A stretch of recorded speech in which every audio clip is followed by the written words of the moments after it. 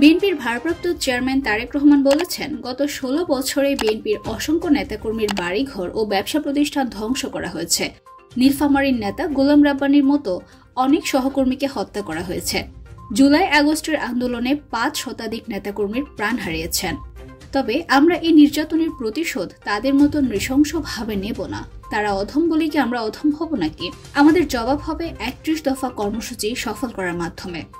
সোমবার বিকেলে নীলফামারীতে এক জনসভা লন্ডন থেকে ভিডিও কনফারেন্সের মাধ্যমে প্রধান অতিথির বক্তব্যে তারেক রহমান এই কথা বলেন।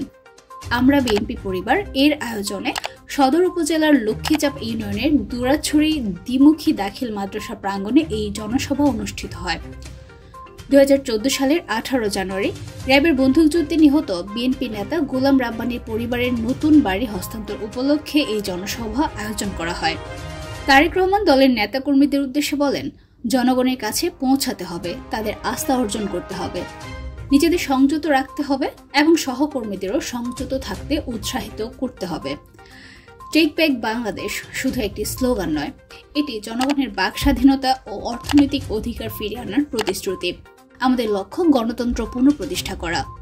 তিনি আরও বলেন, গত 16 বছরে স্বৈরাচারী সরকার নিজেদের স্বার্থে দেশের সবকিছু ধ্বংস করেছে, কিন্তু আমাদের লক্ষ্য স্পষ্ট, অবাধ, নিরপেক্ষ ও অংশগ্রহণমূলক নির্বাচন নিশ্চিত করা, বিচার বিভাগ ও গণমাধ্যমের স্বাধীনতা পুনঃপ্রতিষ্ঠা করা। আমরা এমন একটি বাংলাদেশ গড়ে তুলতে চাই যেখানে ভবিষ্যৎ প্রজন্মের সমৃদ্ধি, সামাজিক স্থিতি এবং ন্যায়পরায়ণতা নিশ্চিত হবে।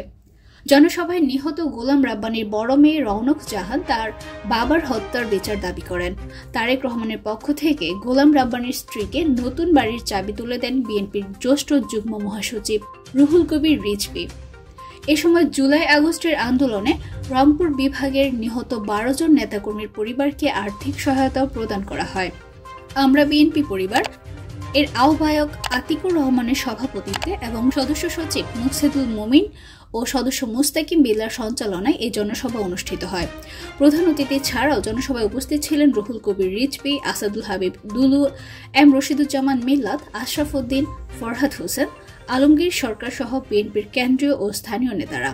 তারেক রহমানের বক্তব্যে দলীয় ঐক্য ও গণতন্ত্র প্রতিষ্ঠার লক্ষ্যে কাজ করার প্রতিশ্রুতি ঝলমল করছিল। তিনি দৃঢ়তার সঙ্গে জানিয়েছেন যে বিএনপি প্রতিশোধের পথে না গিয়ে সংযম ও নীতির মাধ্যমে নিজেদের লক্ষ্য অর্জন করবে।